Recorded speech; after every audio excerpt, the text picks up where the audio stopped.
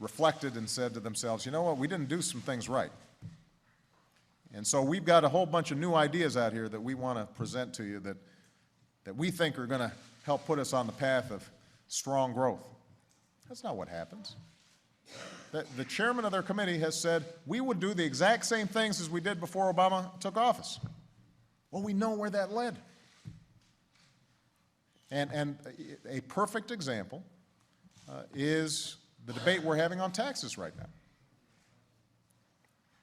I have said that middle-class families need tax relief right now. And I'm prepared to work on a bill and sign a bill this month that would ensure that middle-class families get tax relief. 97% of Americans make less than $250,000 a year, $250,000 a year or less. And I'm saying we can give those families 97% permanent tax relief. And by the way, for those who make more than $250,000, they'd still get tax relief on the first $250,000. They just wouldn't get it for income above that. Now, that seems like a common sense thing to do. And what I've got is the Republicans holding middle-class tax relief hostage because they're insisting we've got to give tax relief to millionaires and billionaires to the tune of about $100,000 per millionaire, which would cost, over the course of 10 years, $700 billion. And that economists say is probably the worst way to stimulate the economy. That doesn't make sense, and that's an example of what this election is all about. If you want the same kinds of skewed policies that led us to this crisis, then the Republicans are ready to offer that. But if you want policies that are moving us out, even though you may be frustrated, even though change isn't happening as fast as you'd like, then I think Democrats are going to do fine in November. Okay. Karen? Bowen? Thank you, Mr. President. You're looking for Republican help on the economic proposals that you unveiled this week, and you also mentioned the small business bill, but you're at odds with them over tax cuts. Is there room for a middle ground whereby, for example, the tax cuts on the wealthy could be extended for a period of time and then allowed to expire? Well, certainly there's going to be room for discussion. My hope is that on this small business bill that is before the Senate right now, that we actually make some progress. I still don't understand why we didn't pass that 2 months ago. As I said, this was written by Democrats and Republicans. This is a bill that traditionally you'd probably get 90% or 100% Republican support. But we've been playing politics for the last several months. And if the Republican leadership is prepared to get serious about doing something for families that are hurting out there, I would love to talk to them. Now, on the high-income tax cuts,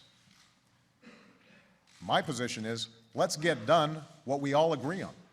What they've said is they agree that the middle-class tax cuts should be made permanent. Let's work on that. Let's do it. We can have a further conversation about how they want to spend an additional $700 billion to give an average of $100,000 to millionaires. That, I think, is a bad idea. If you were going to spend that money, there are a lot better ways of spending it, but more to the point, these are the same folks who say that they're concerned about the deficits. Why would we borrow money on policies that won't help the economy and help people who don't need help? But setting that aside, we've got an area of agreement, which is let's help families out there who are having a tough time.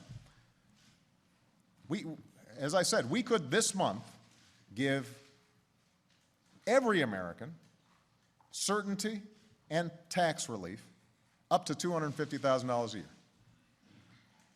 Every single American would benefit from that. Now, people who make $250,000 a year or less, they'd benefit on all their income.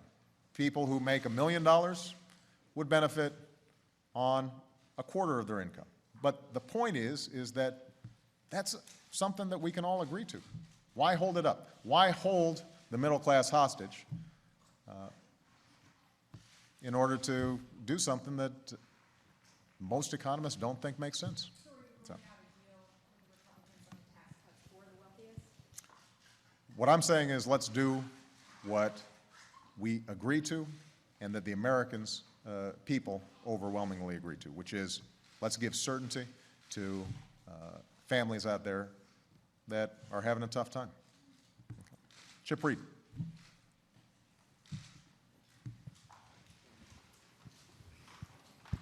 Thank you, Mr. President. On the economic package that you rolled out earlier this week, first on the business tax cuts, why did you wait until this superheated campaign season to roll it out? A lot of your critics and even some Democrats say, well, clearly he's just using this for political purposes. He doesn't have any expectation it's actually going to be passed. It's a political weapon. Why did you wait so long to bring that out? And on the stimulus part, we can't get people in the White House to say it is a stimulus, $50 billion for roads and other infrastructure, but they avoid the word stimulus like the plague. Is that because the original stimulus is so deeply unpopular? And if so, why is it so unpopular? Well, let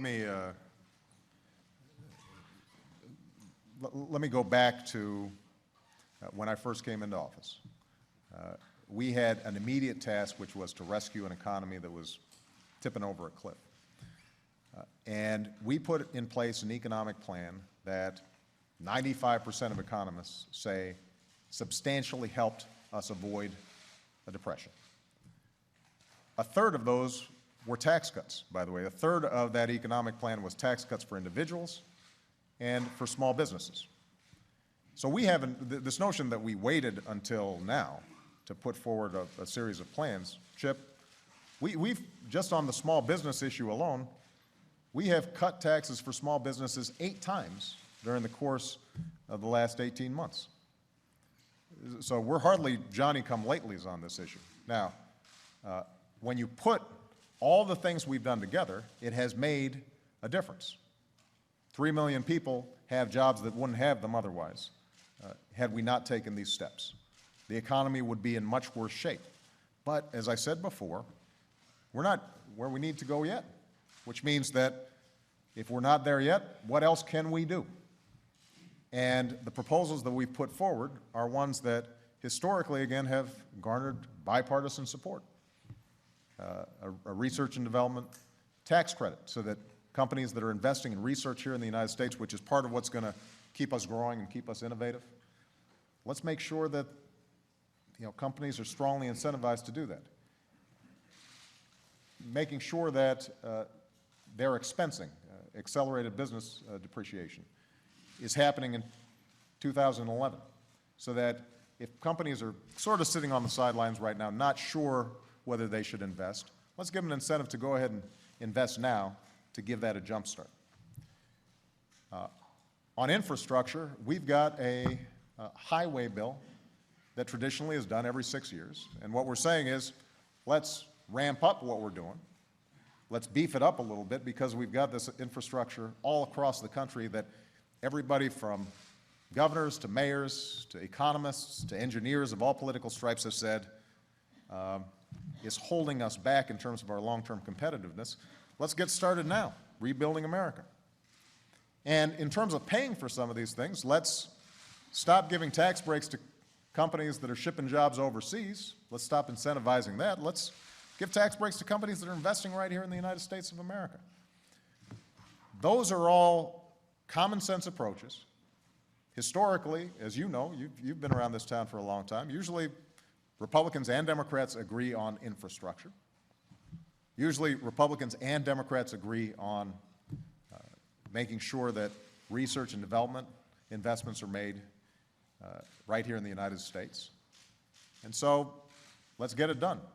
It has nothing to do with the notion that somehow what we did previously didn't work. It worked. It just hasn't done as much as we need it to do. We've still got a long ways to go, and we're going to keep on doing it. So this is a second stimulus. Here's how there is no doubt that everything we've been trying to do, is designed to stimulate growth and additional jobs in the economy. I mean, that's our entire agenda.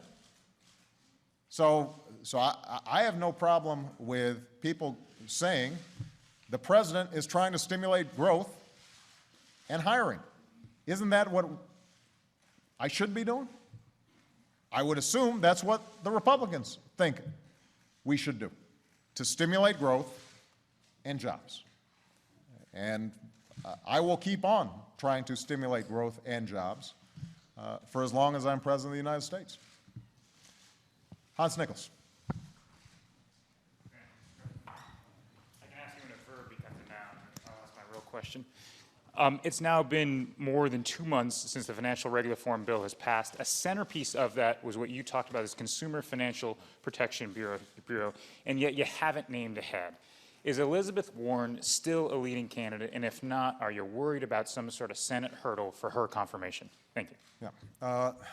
This is a great opportunity to talk to the American people about what I do think is going to be hugely helpful to middle-class families in the years and decades to come, and that is an agency that has been set up, an independent agency, whose sole job is to protect families in their financial transactions. So, if you are getting a credit card, we are going to have an agency that makes sure that that credit card company can't jack up your rates without any reason, including on old balances. And that could save American consumers tens of billions of dollars just in the first couple of years.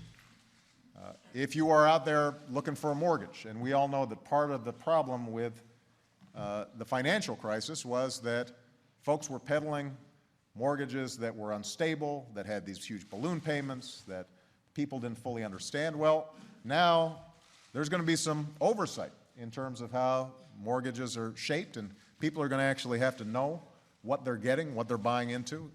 That's going to protect the economy as well as individual consumers. So this agency, I think, has the capacity to really provide middle-class families the kind of protection that's been lacking for too long.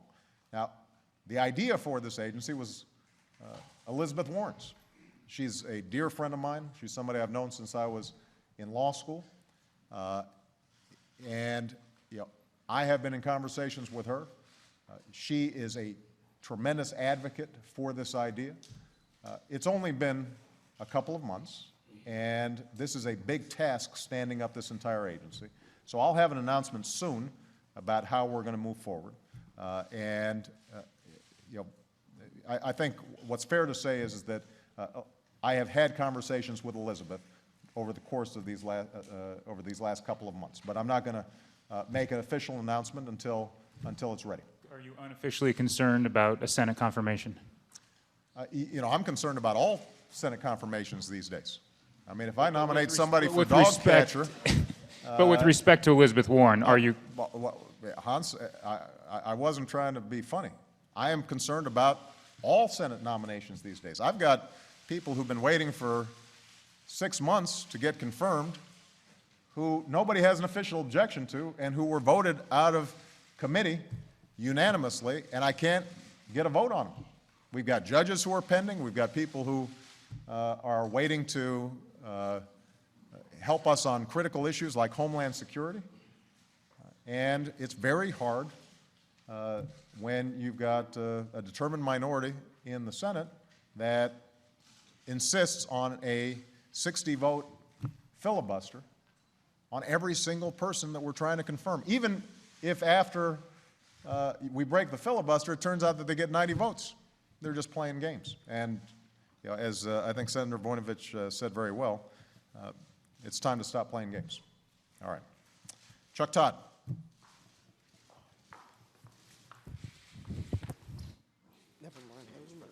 Given the theme, I think, of all of your answers, I just got a short question for you. How have you changed Washington? Well, I'll tell you how we've changed Washington. Prior to us getting here, as I indicated before, you had a set of policies that were skewed towards special interests, skewed towards the most powerful, and ordinary families out there were being left behind.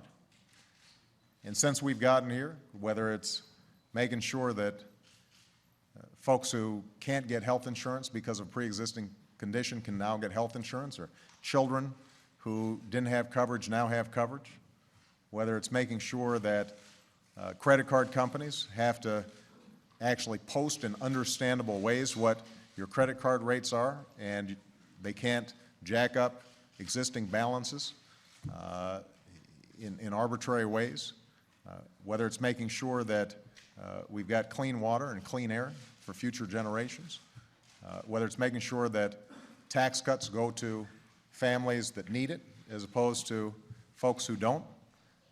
On a whole range of issues over the last 18 months, we've put in place policies that are going to help grow a middle class and lay the foundation for long-term economic growth. Now,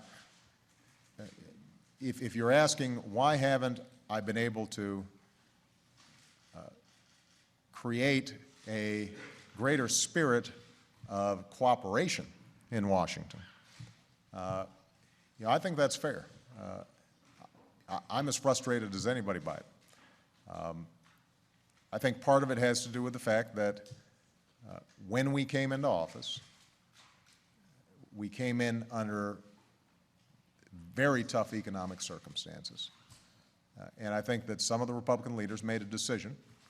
We're going to sit on the sidelines and let the Democrats try to solve it. And so we got a lot of resistance very early.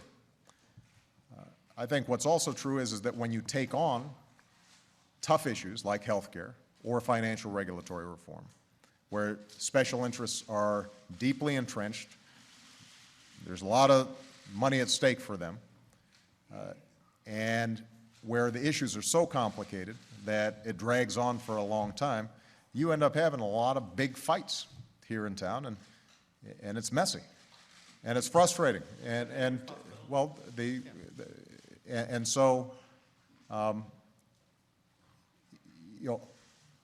there is no doubt that an option that was available to me when I came in was not to take on those issues.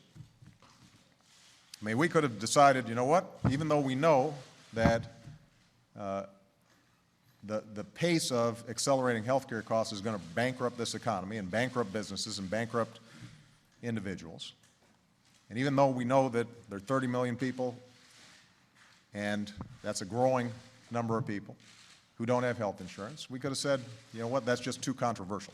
Let's not take it on. And we could have said, with respect to financial regulatory reform, you know what, we're just going to get too much resistance from Republicans. We shouldn't take that on. I don't think that's the kind of leadership that the American people would want from their president.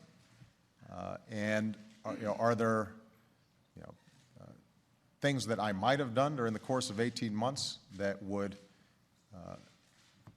at the margins have improved some of the tone in Washington? Probably. Is some of this just a core difference in approach in terms of how we move this country forward between Democrats and Republicans? I'd say the answer is a lot more the latter. Ann Kornbluth.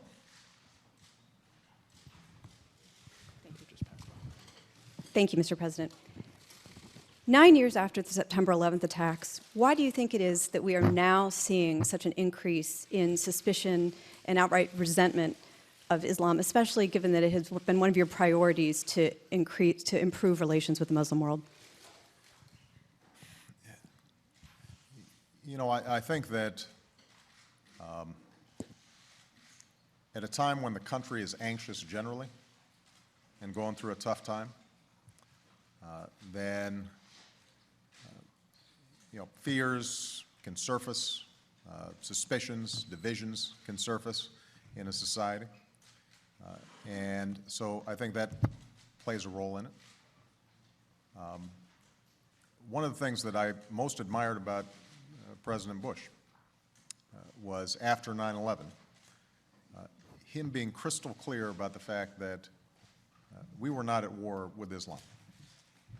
We were at war with terrorists and murderers who had perverted Islam, had stolen its banner to carry out their outrageous acts. And I was so proud of the country rallying around that idea, that notion, that we are not going to be divided by religion, we're not going to be divided by ethnicity, we are all Americans, we stand together against those who would try to do us harm. And that's what we've done over the last 9 years. And we should take great pride in that. And I think it is absolutely important now for the overwhelming majority of the American people to hang on to that thing that is best in us. A belief in religious tolerance, clarity about who our enemies are. Our enemies are Al-Qaeda and their allies who are trying to kill us, but have killed more Muslims than just about anybody on earth.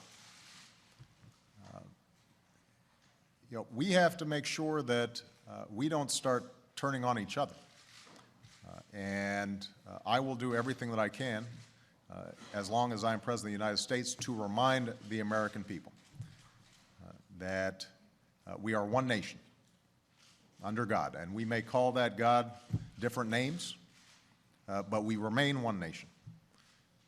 And, as somebody who relies heavily on my Christian faith in my job, I understand, the passions that religious faith can raise. But I'm also respectful that people of different faiths can practice their religion, even if they don't subscribe to the exact same notions that I do, and that they are still good people, and they are my neighbors, and they are my friends, and they are fighting alongside us in our battles.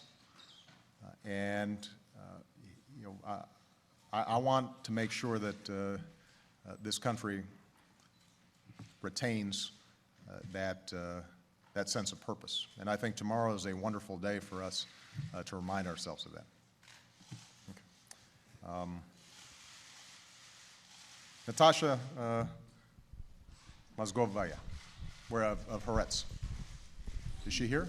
Natasha, there you are back there. Mr. President, back in region, the Palestinian and Israeli leaders, they sound a bit less ready for this historic compromise. President Abbas, for example, said the Palestinians won't recognize Israel as a Jewish state. The question is, if these talks fail at an early stage, will this administration disengage, or maybe you're ready to step up and deepen your personal involvement?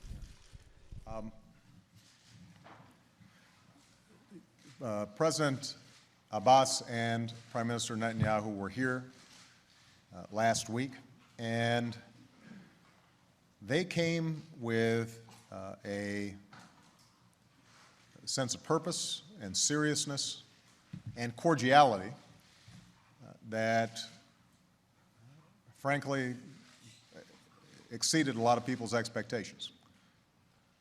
What they said was that they were serious about negotiating. They affirmed the goal of creating two states living side by side in peace and security. They have set up a schedule where they're going to meet every 2 weeks. We are actively participating in that process. Secretary of State Hillary Clinton will be flying to the Middle East for the first series of next meetings on September 14th and 15th. And so what we've done is to bring the parties together, to try to get them to recognize that the path for Israeli security and Palestinian sovereignty can only be met through negotiations. And these are going to be tough negotiations. There are enormous hurdles between now and our endpoint. And there are going to be a whole bunch of folks in the region who want to undermine these negotiations. We saw it when Hamas carried out these horrific attacks against civilians and explicitly said, we're going to try to do this to undermine peace talks. There are going to be rejectionists who suggest that it can't happen, and there are also going to be cynics who just believe that the mistrust between the sides is too deep. We understood all that. We understood that it was a risk for us to promote these discussions, but it is a risk worth taking, because I firmly believe that it is in America's national security interests, as well as Israel's national security interests, as well as in the interest of the Palestinian people, to arrive at a peace deal. Part of the reason that I think Prime Minister Netanyahu was comfortable coming here was that he's seen during the course of 18 months that my administration is unequivocal in our defense of Israel's security. And we've engaged in some unprecedented cooperation with Israel to make sure that they can deal with any external threats.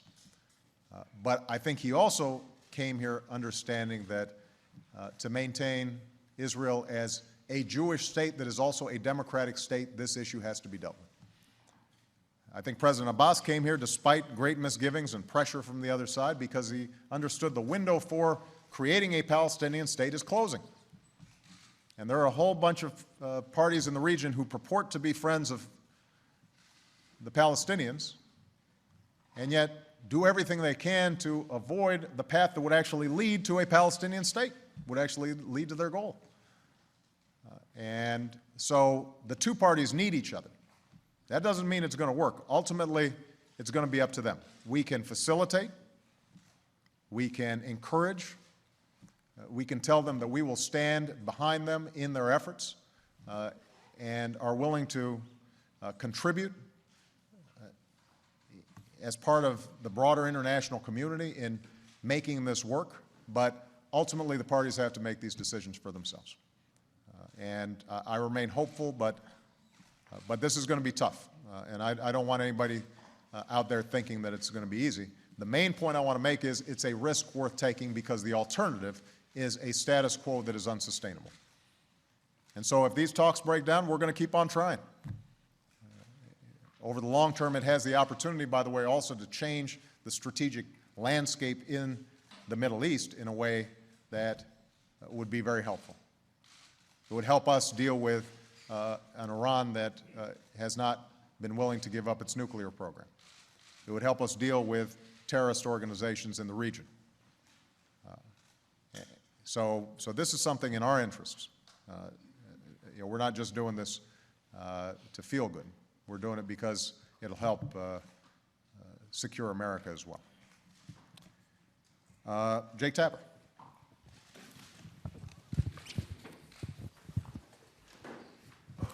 Thank you, Mr. President. A couple questions. First, were you concerned at all when the administration had Secretary of Defense Gates call this pastor in Florida that you were elevating somebody who is clearly from the fringe? And then more substantively on health care reform, this is 6 months since health care passed, you pledged A, that you would bend the cost curve, and B, that Democrats would be able to campaign on this. And CMS reported yesterday that the cost curve is actually bending up from 6.1% to 6.3% post-health care legislation. And the only Democrats I've seen talking about health care legislation are running TV ads saying that they voted against it. Thank you. With respect to the individual down in Florida, let me just say, let me repeat what I said a couple of days ago. The idea that we would burn the sacred texts of someone else's religion is contrary to what this country stands for. It's contrary to what this nation was founded on. And my hope is that this individual prays on it and refrains from doing it. But I'm also commander-in-chief, and we are seeing today riots in Kabul, riots in Afghanistan, that threaten our young men and women in uniform. And so we've got an obligation to send a very clear message that this kind of behavior or threats of action put our young men and women in harm's way. And it's also the best imaginable recruiting tool for al-Qaeda.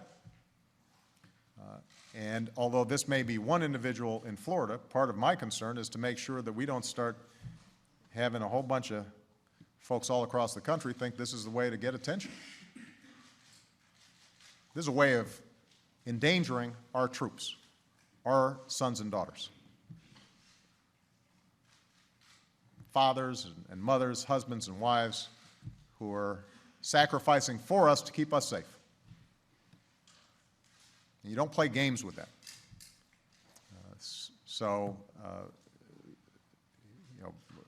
I hardly think we're the ones who elevated this story, but it is, in the age of the internet, something that can cause us profound damage around the world, and so we've got to take it seriously. With respect to health care,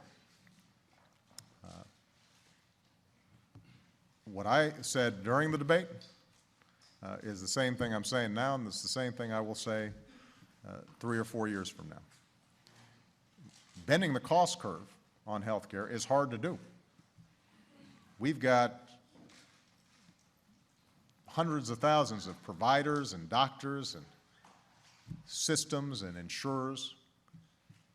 And what we did was we took every idea out there about how to reduce or at least slow the costs of health care over time. But I said at the time, it wasn't going to happen tomorrow. It wasn't going to happen next year. It took us decades to get into a position where our health care costs were going up 6, 7, 10% a year. And so our goal is to slowly bring down those costs. Now, we've done so also by making sure that 31 million people who aren't getting health insurance are going to start getting it. And we have now implemented the first phase of health care in a way that, by the way, has been complimented even by the opponents of health care reform. It has been smooth, and right now, middle-class families all across America are going to be able to say to themselves, starting this month, you know, if I've got a kid who is under 26 and doesn't have health insurance, that kid can stay on my health insurance. If I've got a child with a pre-existing condition, an insurer can't deny me coverage. If I get sick and I've got health insurance, that insurance company can't arbitrarily drop my coverage. There are 4 million small businesses around the country who are already eligible and in some cases will be receiving a 35% tax break on health care for their employees. And I've already met small businesses around the country who say, you know, because of that, I'm going to be able to provide health care for my employees. I thought it was the right thing to do.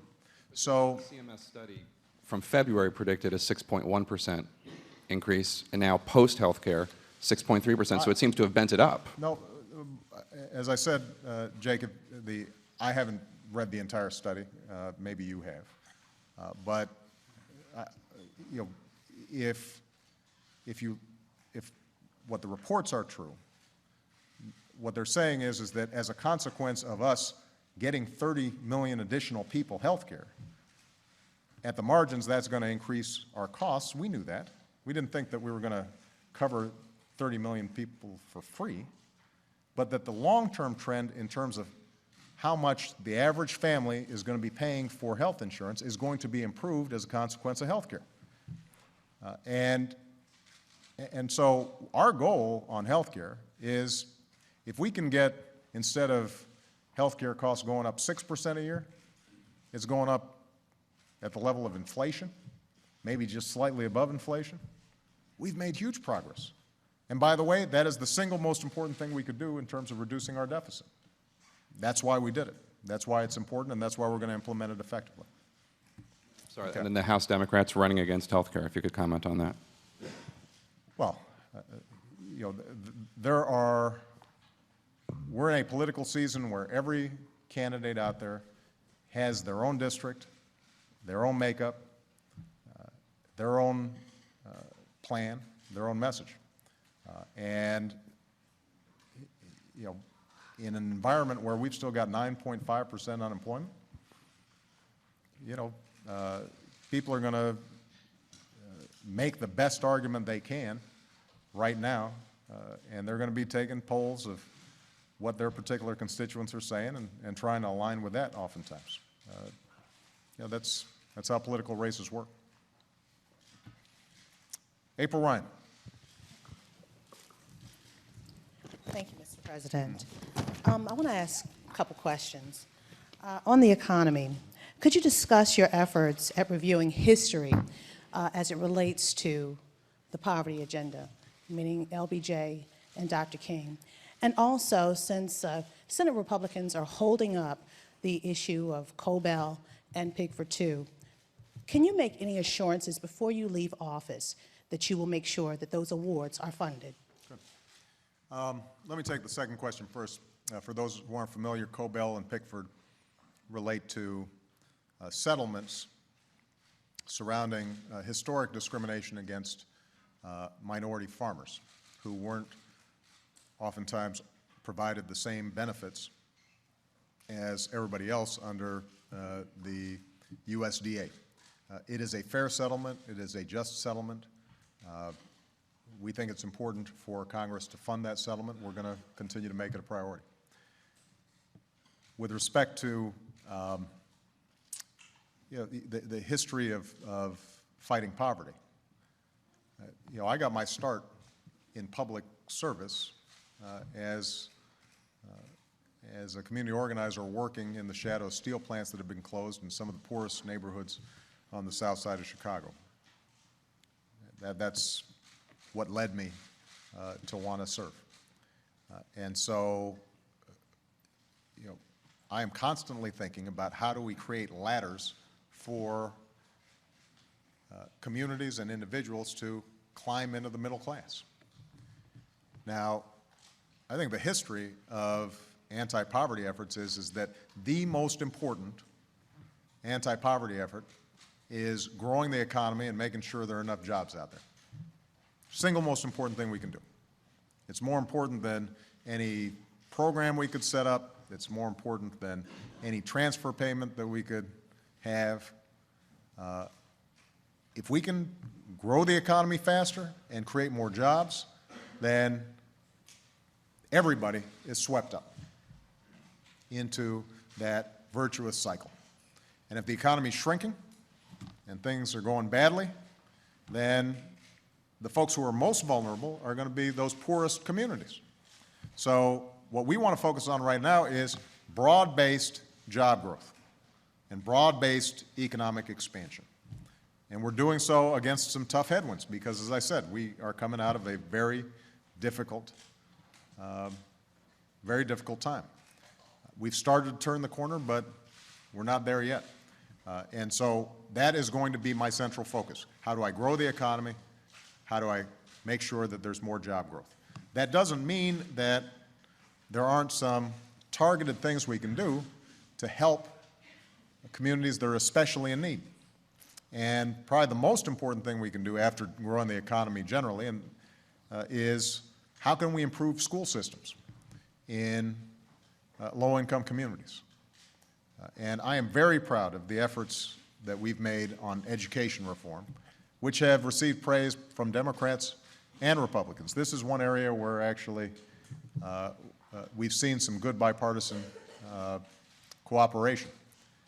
And the idea is very simple. If we can make sure that we have the very best teachers in the classroom, if we can reward excellence instead of mediocrity in the status quo, if we can make sure that we're tracking progress in real serious ways, and we're willing to make investments in what goes on in the classroom and not the school bureaucracy. and reward innovation, then schools can improve. There are models out there of schools in the toughest inner city neighborhood that are now graduating kids, 90% of whom are going to college. And the key is, how do we duplicate those? And so what our Race to the Top program has done is it said to every state around the country, you know, instead of just getting money based on a formula, we want you to compete. Show us how you are reforming your school systems to promote excellence based on proven ideas out there. And if you do that, we're going to reward you with some extra money. And just the competition alone has actually spurred 46 states so far to initiate legislation designed to reform the school system. So we're very proud of that. And that, I think, is going to be one of the most important things we can do. It's not just, by the way, K through 12, it's also higher education. And as a consequence of a battle that we had, and it was a contentious battle in Congress, we've been able to take tens of billions of dollars that were going to banks and financial intermediaries in the student loan program and said, we're going to give that money directly to students so that they get more help going to college. And obviously, poor kids are the ones who are going to benefit most from those programs. Helene Cooper.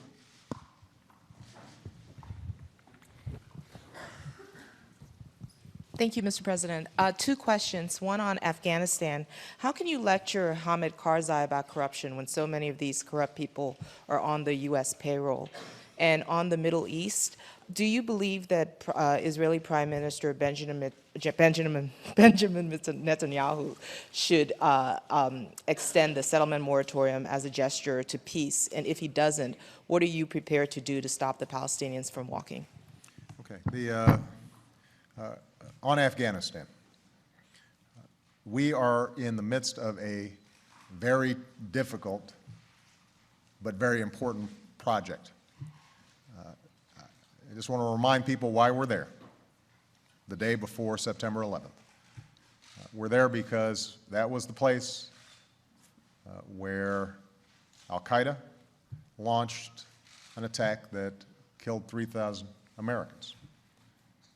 And we want to make sure that we dismantle al-Qaeda and that Afghanistan is never again used as a base for attacks against Americans and the American homeland.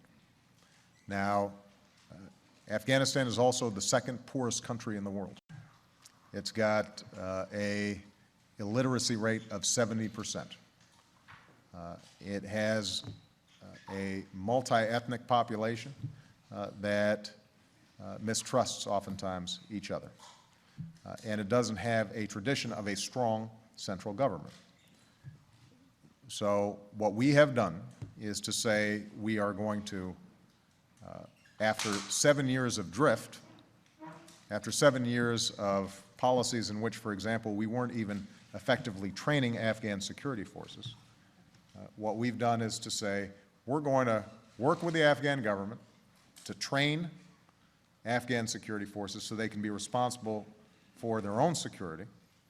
We are going to promote a political settlement in the region that can help to reduce the violence.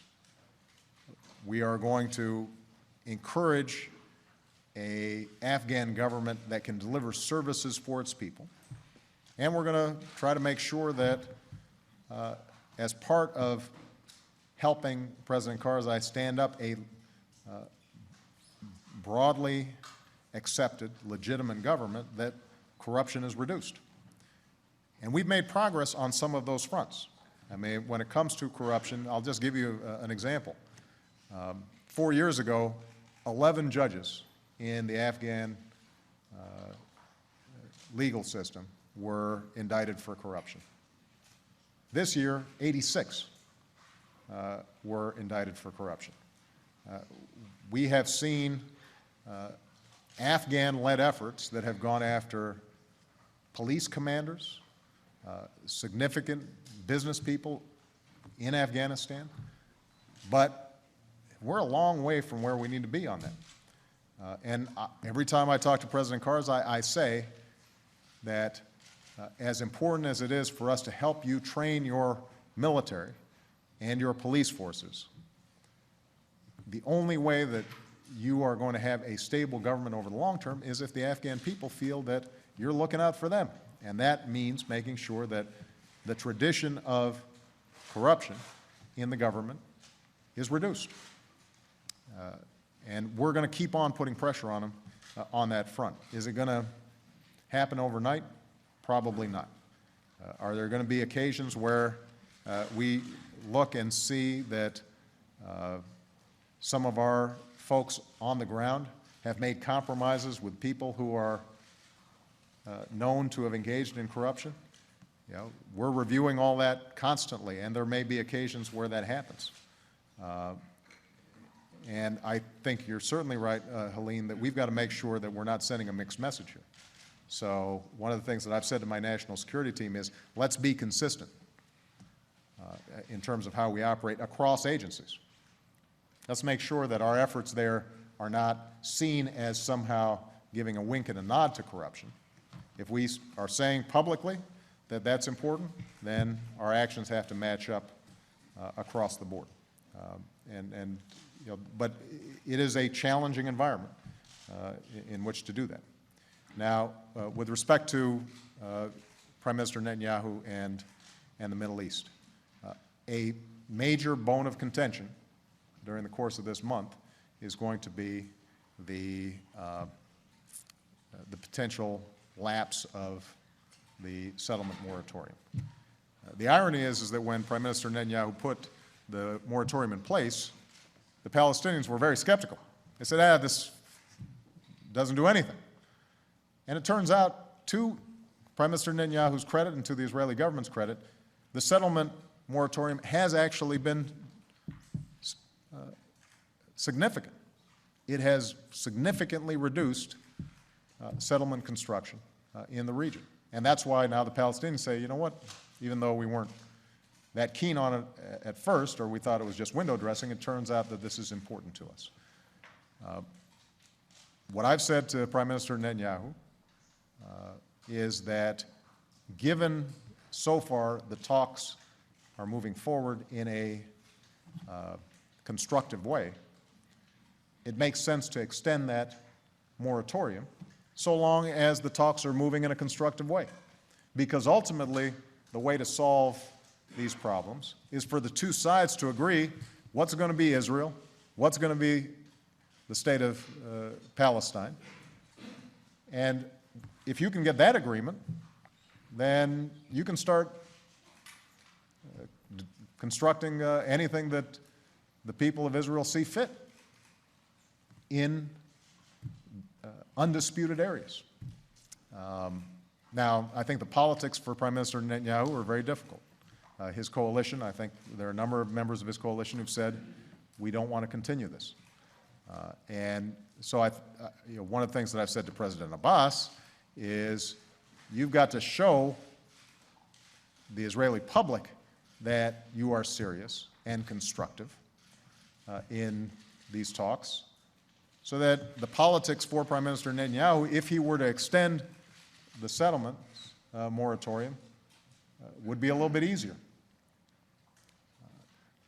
And you know, one of the goals I think that I've set for myself and for my team is to make sure that President Abbas and Prime Minister Netanyahu start thinking about how can they help the other succeed, as opposed to how do they figure out a way for the other to fail. Because if they're going to be successful in bringing about what they now agree is the best course of action for their people, the only way they're going to succeed is if they are seeing the world through the other person's eyes. And that requires a personal relationship and building trust. Hopefully, these meetings will help do that. Okay. Ann Compton? Mr. President, what does it say about the status of American system of justice when so many of those who are thought to be plotters for September 11th or accused of suspected terrorists are still awaiting any kind of trial? Why are you still convinced that a civilian trial is correct for Khalid Sheikh Mohammed, and why has that stalled? And will Guantanamo remain open for another year? Mm-hmm. Well, we have succeeded on delivering a lot of campaign promises that we made. One where we've fallen short is closing Guantanamo. I wanted to close it sooner. We have missed that deadline. It's not for lack of trying. It's because the politics of it are difficult. Now, I am absolutely convinced that the American justice system is strong enough that we should be able to convict people who murdered innocent Americans, who carried out terrorist attacks against us. We should be able to lock them up and make sure that they don't see light of day. We can do that. We've done it before. We've got people who engage in terrorist attacks who are in our prisons, maximum security prisons all across the country. But this is an issue that has generated a lot of political rhetoric, and people understandably are fearful. But one of the things that I think is worth reflecting on after 9/11 is, this country is so resilient. We are so tough. We can't be frightened by a handful of people who are trying to do us harm, especially when we've captured them and we've got the goods on them. So, I've also said that there are going to be circumstances where a military tribunal may be appropriate. And the reason for that is, and I'll just give a specific example. There may be situations in which somebody was captured in theater, is now in Guantanamo. It's very hard to piece together a chain of evidence that would meet some of the evidentiary standards that would be required in an Article III court. But we know that this person is guilty. There's sufficient evidence to bring about a conviction. So what I've has said is, the military commission system that we set up, where appropriate for certain individuals that would make it would be difficult to try in Article III courts for a range of reasons. We can reform that system so that it meets the highest standards of due process and prosecute them there. And so I'm prepared to work with Democrats and Republicans, and we, over the course of the last year, have been in constant conversations with them about setting up a sensible system in which we are prosecuting where appropriate those in Article III courts. We are prosecuting others where appropriate through a military tribunal. And in either case, let's put them in prisons where our track record is they've never escaped. And by the way, just from a purely fiscal point of view, the costs of holding folks in Guantanamo is massively higher than it is holding them in a supermax maximum security prison here in the United States. Well, I think it needs to happen. And we're going to work with members of Congress, and this is going to have to be on a bipartisan basis, to move this forward in a way that is consistent with our standards of due process, consistent with our Constitution, consistent also with our image in the world of a country that cares about rule of law. You can't underestimate the impact of that. You know, Al-Qaeda operatives still cite Guantanamo as a justification for attacks against the United States. Still, to this day. And, you know, there's no reason for us to give them that kind of talking point when, in fact, we can use the various mechanisms of our justice system to prosecute these folks and to make sure that they never attack us again. Okay. Ed Henry. Talking about some of the al-Qaeda leaders that you have captured. One that you have not is Osama bin Laden. Tomorrow's going to be 9 years since he was the mastermind of 3,000 Americans being killed. And what you said, obviously the last administration had 7 years and couldn't do it. But what you said as President-elect to CBS is, quote, "I think capturing or killing bin Laden is a critical aspect of stamping out al-Qaeda. He is not just a symbol, he's also the operational leader of an organization planning attacks against the U.S. Do you still believe it's a critical part of your policy to capture or kill him? And do you think isn't it a failure of your administration that here it's almost 2 years in, you campaigned saying you were going to run a smarter war on terror than the Bush administration? You haven't captured him, and you don't seem to know where he is. Well, Ed, I think capturing or killing bin Laden and Zawahiri would be extremely important to our national security. Doesn't solve all our problems, but it remains a high priority of this administration. One of the things that we've been very successful at over the last 2 years is to ramp up the pressure on al-Qaeda and their key leaders. And as a consequence, they have been holed up in ways that have made it harder for them to operate. And part of what's happened is bin Laden has gone deep underground.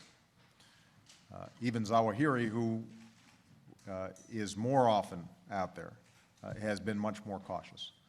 But we have the best minds, the best intelligence officers, the best special forces who are thinking about this day and night. And they will continue to think about it day and night as long as I'm president. So do you think Americans are going to face another 9 years of this terror threat, another generation? What's your message? Here's what I think. I think that in this day and age, there is always going to be the potential for an individual or a small group of individuals, if they are willing to die, to kill other people. Some of them are going to be very well organized, and some of them are going to be random.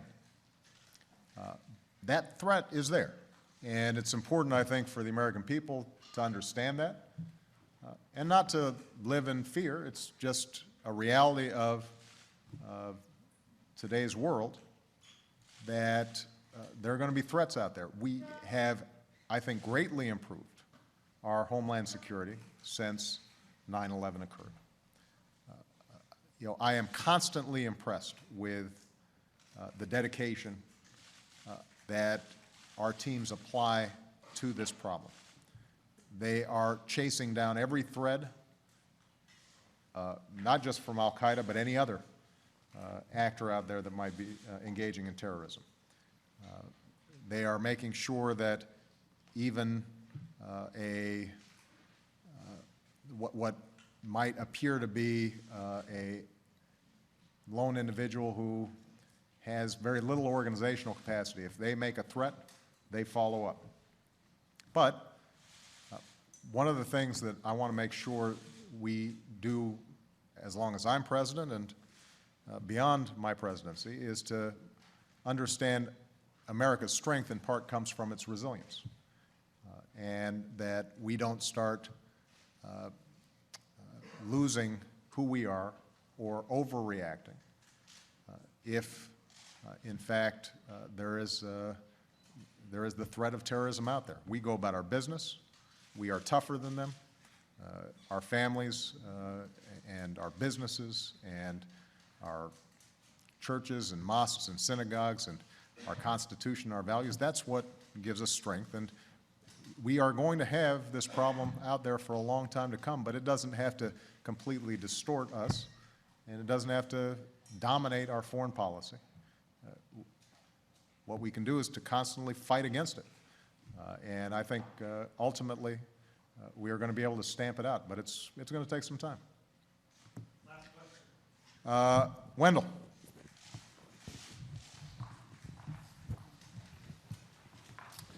Thank you, Mr. President. I wonder if I can get you to weigh in on the wisdom of building a mosque a couple of blocks from Ground Zero. We know that the organizers have the constitutional right. What would it say about this country if they were somehow talked out of doing that? And hasn't the Florida minister's threat to burn a couple hundred copies of the Quran, hasn't the threat itself put American lives in danger, sir? Well, on the second, on your second question, there's no doubt that when someone goes out of their way to be provocative in ways that we know can inflame the passions of over 1 billion Muslims around the world, at a time when we've got our troops in a lot of Muslim countries, that's a problem. And it has made life a lot more difficult for our men and women in uniform who already have a very difficult job. With respect to the mosque in New York, I think I've been pretty clear on my position here, and that is that this country stands for the proposition that all men and women are created equal, that they have certain inalienable rights. One of those inalienable rights is to practice their religion freely. And what that means is that if you could build a church on a site,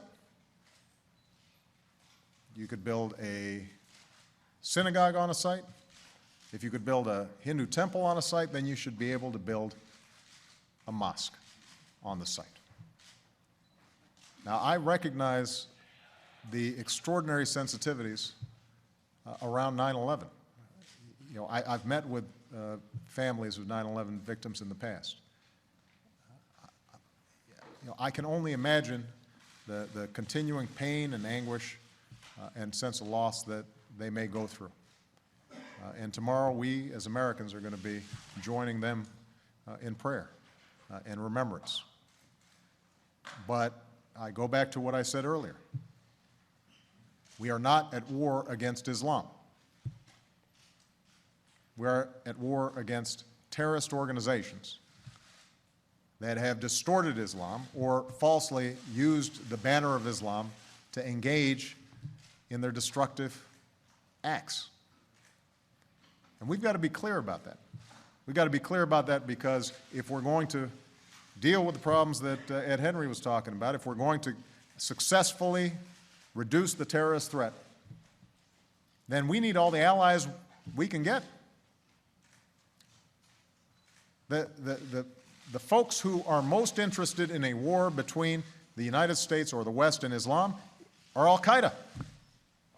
That's what they've been banking on. And fortunately, the overwhelming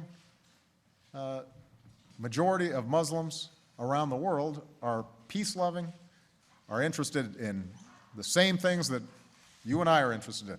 How do I make sure I can get a good job? How can I make sure that my kids get a decent education? How can I make sure I'm safe? How can I improve my lot in life? And so they have rejected this violent ideology for the most part, overwhelmingly. And so from a national security interest, we want to be clear about who the enemy is here. It's a handful, a tiny minority of people who are engaging in horrific acts and have killed Muslims more than anybody else. The other reason it's important for us to remember that is because we've got millions of Muslim Americans, our fellow citizens in this country. They're going to school with our kids. They're our neighbors. They're our friends. They're our co-workers. And, when we start acting as if their religion is somehow offensive, what are we saying to them?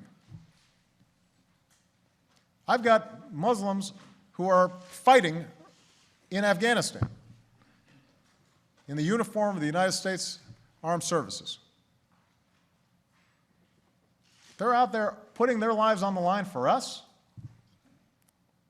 and we've got to make sure that we are crystal clear for our sakes and their sakes. They are America's, and we honor their service. And part of honoring their service is making sure that they understand that we don't differentiate between them and us.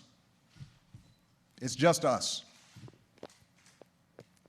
And that is a principle that I think is going to be very important for us to sustain, and I think tomorrow is an excellent time for us to reflect on that. Thank you very much, everybody.